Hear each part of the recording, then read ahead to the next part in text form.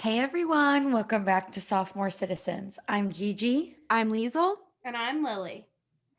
Okay, so for today's check-in, we decided we wanted to play a fun little game commonly known as Fuck, Marry, Kill, but in my family, we enjoy calling it Shag, Marry, Avoid.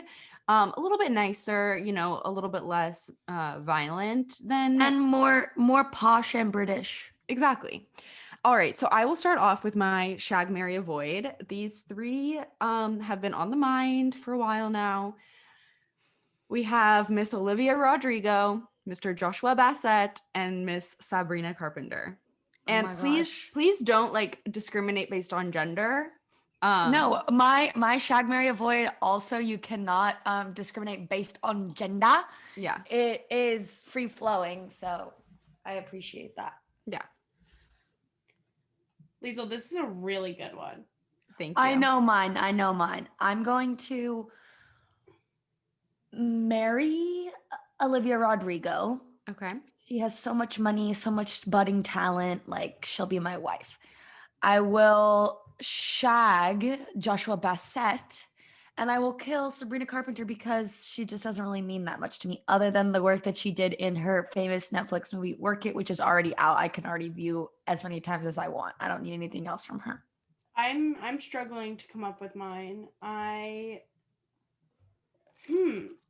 mean, being that I did binge High School Musical, the musical, the series in 2 days, I do feel a special connection with Mr. Joshua and Miss Olivia. So I feel like I should avoid or kill, but we don't want to kill her, Sabrina Carpenter. Void. And let's fuck around and shag Joshua for the clout, and then I'm gonna marry Olivia.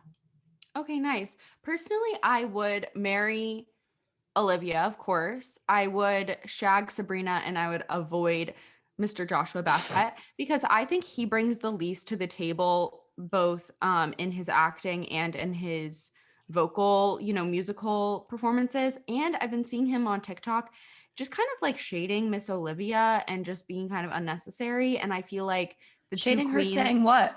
well, he was trying to be like, he made this TikTok the same day that she released her song Deja Vu, where he was like, the world doesn't revolve around you. And he didn't say a name, like he just kept it completely ambiguous. But like when you release a TikTok the same day that she's releasing her song that's probably about you, and you say like the world doesn't revolve around you, like news alert, the world doesn't revolve around you. I'll still keep kind of like, keeping my eyes and ears peeled for the drama Yeah. between these guys. But it also just seems like such a publicity stunt. Yeah. Like the whole thing. Yeah. It seems like everyone's in on it, like the day she releases her song and then a few days later he releases his song in response and then Sabrina has her song and then the TikTok and the this and the that. And I'm just like, I'll like still tune in to a certain extent, but it just seems like very manufactured. I agree. Okay, I can go next. I have a pretend one and then I have a real one. Can I do two? My pretend one is graham cracker marshmallow chocolate. Okay, no, I love this. And I can answer very easily. I would, of course, marry chocolate, shag the marshmallow, and avoid the graham cracker because I'm just not a big fan of graham crackers. Oh, okay, Liesel, that's very interesting. Jay? This is really difficult because I love all three, but I'm gonna have to marry chocolate, shag the graham cracker, and avoid the marshmallow. I agree with you. That's what I would do as well. Yeah. Okay, now let's hear your other one. My people one is a battle of the Johns: John Mayer, John Legend, and John Mulaney. Oh, wow. Oh, that's a great one. Good the Johns. one, Lily. I like that. Okay, wait. So we have John Mayer, who, whenever he's included in one of these lists, like it just is really conflicting for me because, of course, I love his songs, but of course, I've heard the rumors about his personality and him being just so negative towards women. Yes. So wait, I didn't know what's wrong with his personality. Like he did a lot of mean stuff to Jessica Simpson that she wrote about in her book, and like he just like was not a good partner and has just been known. When were they even together though? Like 20 in the early years 2000s ago? yeah Yeah. it was a minute ago, but I've heard there's like a lot of rumors that he's not so nice to ladies. She is Okay. rumored to be what Your Body is a Wonderland is about, but I've also heard rumors that that's about 1,000 people, so I don't know for sure, but there are rumors that it is about her.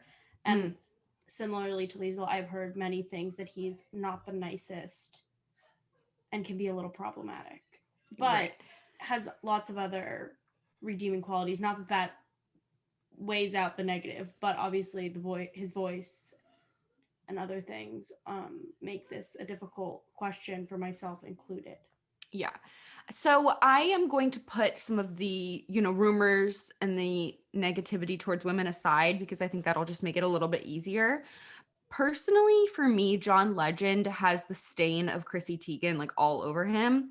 And I just really The don't enjoy stain? What's wrong with I don't Chrissy? enjoy Chrissy. I don't enjoy Chrissy. I just think she's annoying. Like there's always some, silly stories about her. I just don't enjoy her. So that's why I would avoid John Legend. Sorry, King, but that's why I would avoid. And John Mulaney, I think I would marry John Mulaney, and I think I would shag John Mayer. Okay. I'm so conflicted. I'm also very conflicted. I also didn't know these things about John Mayer. But okay, like if I'm ignoring that, then I would marry John Mayer. But if I'm including that, then maybe I shag John Mayer. And then I don't know. I feel also conflicted about John Mulaney because like he is having drug problems, and not that that's like a reason to avoid him. Like I don't But know if I maybe want like to he needs marry his that. space, Yeah, maybe he needs Maybe his he wants space to be from avoided. me. But like Yeah. maybe he needs the stability and encouraging positive attitude that you bring to the table, Gigi, and you are going to be the reason that John Mulaney lives a beautiful, successful, drug-free life. Oh my gosh.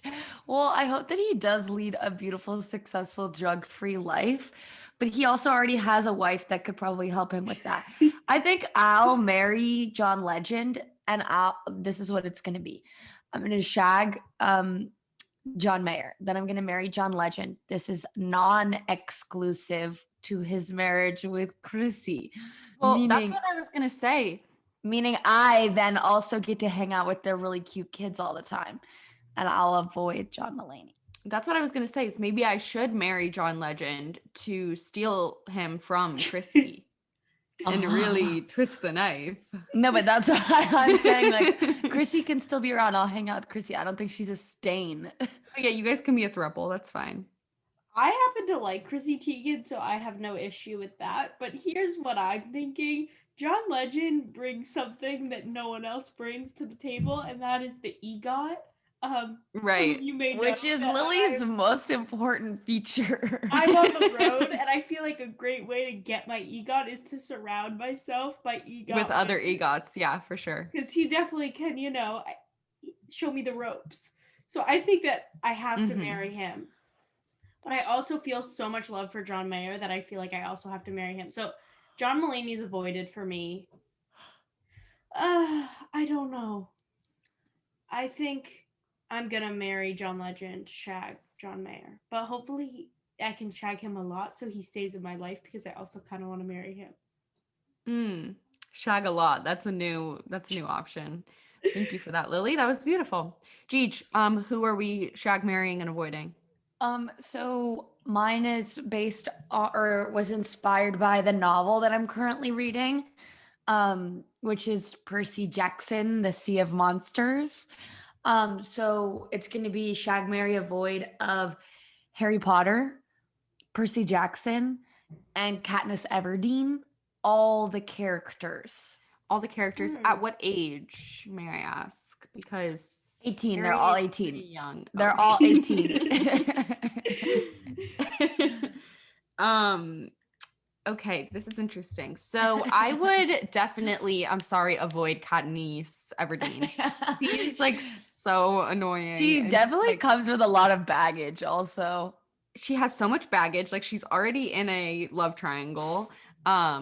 And she's just not that fun to be around. Like she's just, too busy like killing rabbits. Like I don't want to be involved in that. Okay, so she's avoided. Then, we're talking the books or the movies? I said the characters. You can interpret that however you'd like. When I Okay. said that, I meant the books, but they're 18 plus. Right. But you can go based off of like the actors of the movies if you want. Right. Yeah, I'm going to go based on the actors, and I'm going to say that I will marry Logan Lerman, Percy Jackson, and I will shag Short King Daniel Radcliffe, I guess. I avoided automatically as Percy Jackson. The books are really hard for me to understand. It's not my reading level. I've said this 1,000 times. I really don't understand what's going That's on. literally the reason that I like reading them is because they're so buttery smooth and easy to read because they're for kids. I don't feel like they're for kids. Every week when I read it, I am confused and I say something about it. So we're just not on the same wavelength, Percy and I. So I don't think we would be intellectually compatible. So now we're down to Katniss and Harry. I think I'm gonna marry Harry for the clout, and I'm gonna shag Katniss Everdeen because I also don't want to marry her. She's too much. Yeah, I would definitely avoid Katniss Everdeen. Then I would probably marry Percy and shag Harry Potter. Okay, well, that was a beautiful activity. I hope that all of our listeners played along with us and did their own shag, marry, avoid. If you want to share your own versions of these shag, marry, avoids or send us some suggestions for another time, feel free to DM us on Instagram. We would love to hear from you if you have any opinions about these shag, marry, avoids. Okay, so now we're going to hop into our main topic for today's episode, which is going to be all about generations, which I feel has been a hot topic for a while now with the Gen Z versus millennial, and it's only getting hotter. Like, I really think that this is really blowing up on TikTok, and people are really thinking about this topic and reflecting about this topic. So I would love to start out, and first of all, maybe we can try to define, what we think millennial versus Gen Z is or looks like. What are the traits or attributes that we personally think? What are the dates that we think those categories fall into? All of that kind of stuff. Yes, absolutely. I think that seeing this on TikTok has really gotten me to think about it because my entire For You page is the Gen Zs and the millennials fighting over skinny jeans versus non-skinny jeans and side parts versus middle parts. And that's really gotten me to think of like, okay, where do we draw this line in terms of age? And for me, I'm feeling Gen Z is until like 26 and millennial is from like 26/27 to like. Do you mean like as of this moment, anyone who Yes. is 27 and on is millennial? Yes, thank you for interpreting. Mm-hmm. To like, I don't know, 32, 33. I think millennial goes up to like 40. Because it does. They can't have kids. That changes things, I feel No, like. millennials can definitely have kids. Okay. Wow. Okay. I love that we're already. No, the whole thing is also like to me, millennial parents name their kids Brinley, Everly. Okay. I Like see those that, type. but like, then I just feel like you're put in another category when you have. Okay. That's so millennial though, and to like be a mom with like a doormat with like words on it and like all of that is very like millennial to me. Okay, I don't disagree. Okay, fair. For me, and I mean, this is based on like what has been proposed as the actual like cutoff or whatever. I think it's 1980 to 1995, if I'm not mistaken, which that checks out for my own personal and professional needs. Um, it is funny though, because I feel like I remember like a couple of years ago being like, oh my gosh, like even though I'm a cusper, like I'm totally a millennial, like I'm not a Gen Z, like I'm not like on Snapchat in elementary school, like, oh my God. And obviously that just had more to do with the fact that like the younger chunk was so young that like as cuspers we didn't even feel remotely similar. But like now as we age and we're getting more perspective on it, it's pretty apparent to me that like 95 to whatever, like even going to maybe 2010, like it feels absurd because someone who was born in 2010 is 10 or 11 now, but like, you know, years into the future, I think it could be possible that it could include all of that. But I have also read that supposedly the generational cohorts are becoming shorter and shorter in time because there is this like exponential growth in how technology is changing our lives, and that like the younger you are, the more significantly different your life experience is or is going to be from someone who's like 10 years older than you or whatever, which I totally also see. Yeah, definitely. Yeah, and I feel like when I was growing up, millennial felt like just a term for young people. You know what I mean? Or like the tastemakers of the time. Like I feel like there were BuzzFeed articles being like, 12 things millennials like to do, or whatever. And it just meant like young people. Like it didn't feel like it was a full-fledged generation. And then it was when, Gen Z started to really grow up and become part of the actual conversation that I started to shift my mentality and be like, wait, actually, I'm probably not really identifying as a millennial, and I much more so identify as a Gen Z, or at the very least a cusper, which I think is its own, unique individualized section. But Gigi, you started to bring up, how technology impacts these generational divides. And I feel like that really does come down to like the crux of the issue is what level of technology did you grow up with kind of dictates what generation you fall into. And I feel like generations in the past have been really bound by like political events, right? Like baby boomers are like their parents were just coming back from World War II. So they like went crazy. You know what I mean? And that's like what really defined the generation was being in this post-war, American era.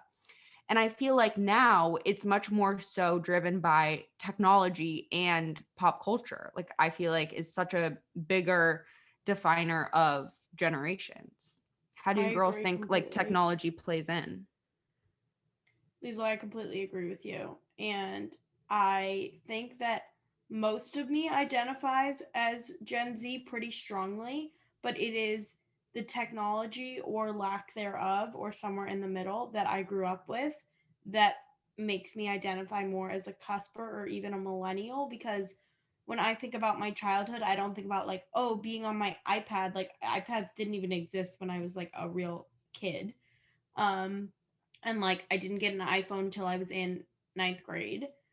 And so I definitely don't feel like technology impacted my younger years nearly as much as it has impacted some of the Gen Z. And even with apps as well, like TikTok, Instagram, Snapchat, all of that, I feel a little later to, where it doesn't feel right for me to fully identify as a Gen Z. And that's why I'm a little cusper in that But way. also, Lil, like consider that so many Gen Zs are Webkins kids and like playing computer games, as opposed to like maybe being on your iPad or whatever, which is associated more with like these 2010 kids or whatever, or these like, 2005, 2007, whatever kids, which are way more iPad. The thing is like, I think there is kind of a Gen Z cusper group that we very much fall into of after school I go home and I play mini clip games with all my friends, or I play Zaboomafoo or Zootopia or whoever. Yes. Computer games, like I think that we are a strong community of kids who grew up on computer games. That is very true. And I was overlooking that a bit.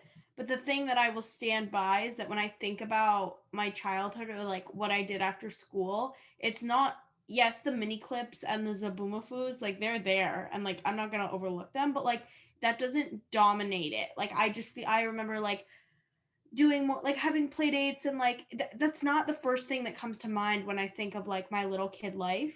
And I feel like for like my younger cousins, for example, now what they're going to think of is like learning TikTok dances. And so I do feel like there is a technology gap or shift in like how much technology I consumed as a kid, which like yes, it was totally there, like love my games, but it doesn't feel like the dominant force. I totally understand that. Another thing, I even saw this on TikTok, was the like a VHS video of this girl in the 90s like doing a Britney Spears dance that she had like either learned or choreographed herself or whatever. And the message or like the text that accompanied the video was something along the lines of like, we've been doing the same shit for years and years and years. It just looks a little different, which I agree with completely. Like, we were out here making like music videos on iMovie as soon as Liesel had a computer. And so obviously it is different. And I agree, Lily, that like kids now are going to remember this like learning TikTok dances in this Charlie D'Amelio era. But I feel like there is something to be said about the fact that like probably going back as far as like the 80s, 90s, kids were setting up a camera and doing dances and like watching it back or performing it for their family or whatever, in a similar way, like similar enough way to the way that kids are now, like setting up the iPad and, you know, doing their dances. Totally. And one thing that I really feel very strongly is I feel so blessed and privileged to have been born when I was born. And I don't know if other generations or other age groups feel this as well, or even people in my own age group feel this as well. But I really feel like my childhood, I got to experience a taste of the past. You know, there were still some VHS tapes. You know, we had our home phone rocking, like, you know, we had certain things that were not super technologically advanced. But as I grew up, like I've gotten to watch this explosion of technology, you know, and now be a young adult in such a unique time. I mean, obviously barring COVID-19 and all of her mishigas, like I really feel like we are so lucky that we've gotten to experience the spectrum of technology that we have. So I have something that I'd like to connect here, which is another TikTok that I saw of this girl being like, you know, even though like I had to experience COVID-19 like in my 20s or whatever, like in college, I do get to be in my 20s when we literally have the roaring 20s again, which I do think is a little ambitious to say that we're legitimately going to have quote unquote the roaring 20s again. But I do feel like there is going to be, at least in some capacity, an explosion of fun and debauchery in like the next year or so. Who knows if that will actually like persist for the entire decade. But for me, it then like, I just think of it, this generational thing, as like being woven into the greater tapestry of time, you know? Like, and that the fact that we're experiencing COVID-19 and then whatever follows it at this point in time is gives me similar vibes to like, okay, the baby boomers are who they are because of their where they were woven into the tapestry of time because of the events that were going on then. And similarly, like again with millennials, they are the way they are because they experienced what they experienced, you know? And I don't know if 9/11 is a plays any role in defining the two generational cohorts or whatever. But another thing I'm thinking when I think of generational cohorts is the fact that like it was, I'm pretty sure the main reason that we have them as like a concept and a function is that it's utilized for marketing purposes so that like people know how to market to the various generations better. And again, when you think of it like that, I do genuinely believe that like the millennials will find certain things appealing that the Gen Zers won't. And, you know, all across the board, it makes sense to me that marketing from that perspective would be more like fine-tuned. Totally. Gigi, you brought up a lot of things there that I think were all very great and valid. I agree. I think that us getting to have the roaring 20s in our 20s is quite a unique vantage point to be from, because I feel like, you know, pre-COVID, I got such a taste of the young adult experience. You know, I got to experience being on my own, being, you know, going out, partying, concerts, all of that sort of young adult debauchery. And then I was forced to take a break from that. And so now when I go back to that, like I'll just be even more grateful and appreciative and have just a newfound joy and understanding in it. Whereas I feel like if from the time I was in college until now had been just like partying nonstop straight, I could be burnt out by all that partying by age 24 and be over it. But now I really feel like I can party straight until at least 30 and just really go hard. Stop there. And then also, Gigi, you brought up 9/11, which I think, you know, it falls at an interesting time when we're thinking about generations, because it's like, okay, if the cutoff for millennial versus Gen Z is 1995 and 9/11 happened in 2001, you know, what is the difference between being a 4-year-old when 9/11 happened versus being an 8-year-old? You know, like, is there really a big difference there? Like, I feel like both of those ages didn't really understand what was going on, but definitely knew that something bad happened. And then obviously that impacted the way that they grew up from there. But I think that like that reiterates just how arbitrary the generations are at the end of the day, which I think is an obvious conclusion when we're but at the same time, like I do think that generations are important cultural, like, you know, distinguishers, and I think that they're still like interesting to reflect on, even though at the end of the day, like, they're kind of arbitrary.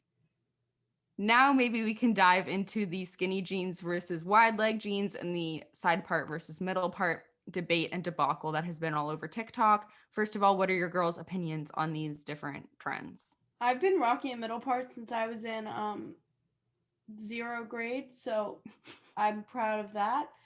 And I guess that does really make me a Gen Z. But I still wear skinny jeans because as a short queen, wide leg jeans don't always look good on me. So I guess in that way, I'm a little millennial, and that is why I think this debate is dumb, because it, like, no, you do what flatters you. It's not about like what area or how old you are or what cohort you're from. So I think it's a really stupid debate. And it also brings up this interesting like affinity you feel towards your quote unquote age group. I just think it's interesting that when I see people on TikTok like so passionate about this debate, they seem to have so much pride to be a millennial or to be a Gen Z. And maybe it's because, as I said, I identify as a cusper in some ways, but also I do think I identify as a Gen Z. But I don't feel like any sort of like overwhelming pride or passion and like spirit for my team. Like, it doesn't feel like this debate that TikTok presents it as. Yeah, definitely. Lily, I think it's so funny that you have just decided to like be you and live your life since, you know, kindergarten or whatever, when you started rocking a middle part, and you just never stopped. Because personally, like, I definitely fell victim to the intense side part, you know, and like the Tumblr like kind of era. And then my part has slowly but surely, you know, moved her way over and over and over. I still don't personally rock a complete middle part because I feel like it's not that flattering on my face. And Lily, as you said, it's really about what flatters you. I do a little off center, but yeah, it's just funny that you have, you know, been a maverick since day one and just have never succumbed to the trends, and just stayed true to yourself. So that's beautiful, Lily. Thank you. I mean, you two can correct me if I'm wrong, but I'm pretty sure that I've been middle parting since the beginning of time. Yeah, sure. I think so. I mean, you did have a brief stint with bangs, which, you know. Well, I also feel like you like, to be honest, my visions of you in the past, like when we were kids, was honestly more just like, No part. yeah, sorry for those who are only listening and not watching. I had demonstrated that I feel like Lily's part was just like everywhere and nowhere. I'm just pulling up a um quick photo of me as a child. Continue talking to confirm or deny my part. well, I mean, I definitely had a like there are some photos where I'm like the part like literally my part is at my ear. Like I don't know what I was thinking. Um and I've definitely switched over to middle part over the last few years. But I feel like that has more to do with you know, just the current trends. And who's to say that I couldn't at some point return to a side part? Because obviously we know that things go through the cycle of being cool, being weird, being funny, and then back to being cool again, you Mhm. know? So like it'll find its place one way or the other. That's how I see it. As far as my jeans, I hate skinny jeans. Even when skinny jeans come back, I don't think I will be wearing them, but maybe. We'll see. Right. Totally. The wide leg jeans have dispersed into the millennial generation as well. Like I think that a lot of millennials are not holding on to their skinny jeans, which might be a sign that it's time to start, you know, circling back to something new. Um, who knows what that will be? I also feel like, funny enough, there's like, you know how most of the time people will refer to like kind of an 80s jean as a mom jean. Mm-hmm. But like I almost think that a mom jean to me now is like a wide leg, not culotte, but like a wide leg jean Mm-hmm. is what I see a mom jean being of 2020. I agree. Like I think a cool mom in Yeah. 2020 like is rocking like some, you know, free people like jeans with like a, you know, little wide leg. I don't know, where do mom like Anthropology? You know, like she's like wearing some cool, you know, slightly wider pants. Just to go back to the part for a moment, I can confirm that Gigi's entirely right because in most of the photos I looked through, we couldn't source a part. But I have found a photo where you can see my part, and I would argue that's in the middle. So Lily, that's on the side, Queen. my head is tilted. Queen, that's super, super Your side. hair is going from here all the way over there. Okay. But maybe like Gigi did your hair that We'll have day to or put this on something. the Sophomore On the Citizens Instagram. Instagram story and do a poll. Is Lily's part middle or I'm side? seeing though, part is here in the center. Lily, It is make in sure line that with you my keep nose. that photo. Keep that I have photo it. safe. Keep that photo Screenshot ready. it. Screenshot. We're gonna post that on Instagram and we'll see Okay. what part that is. Um but yeah, I think we've covered quite a few fun topics about different generations. And we would love to know, you know, our listeners' thoughts as well on different generations and what your point of views are as well. You can always DM us on Instagram or send us an email, sophomorecitizens@gmail.com. Now to get into recommendations, I have a recommendation, which is a Starbucks drink order. Recently I've been into Starbies. I go through phases with her, where I'm loving her and sometimes I can't with the Starbies, but a really good order is basically, I saw this on TikTok and there's a couple different ways to approach the same conclusion for me at least. Basically what I saw on TikTok was an iced chai latte and you add the brown sugar syrup to that as well. And that's supposed to taste like cookie butter, which I've actually never had cookie butter, but I can definitely confirm that that drink tastes amazing. Like it's very sweet, very, very Christmassy, lovely. Or I don't know why it gives me Christmas vibes, but I just feel like chai always gives me Christmas vibes. But what I have liked to add is also do espresso. So you can either do a dirty chai and add the brown sugar syrup, or you can get the iced shaken oat milk espresso drink and add chai to that. So it is really a delicious adventure in your mouth. And I think that it's just a lovely drink to try out, and I would highly recommend it. Wow, Liesel, I'm so excited to try that because being that chai lattes are my favorite drink ever, that sounds incredible. No, So Lily, maybe I I'll think do you that would today. love it. Okay, I think maybe you would love it. One thing I would recommend is if you don't like things too sweet, maybe go down on the amount of pumps that you add. Cause like when you put it in the Starbucks app, like it will add like 7 pumps or something crazy. So, if you take it down a little bit, it's a little less sweet. do you have a recommendation of the number of pumps?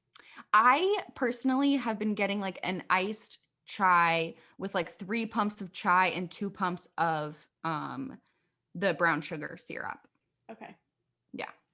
Okay, well, with that, we want to say thank you for listening to Sophomore Citizens, the podcast by young people for young people, with new episodes every Monday. So we will see you, wise babies, then. Be sure to follow us on Instagram, TikTok, YouTube, and be sure to leave us a 5-star review.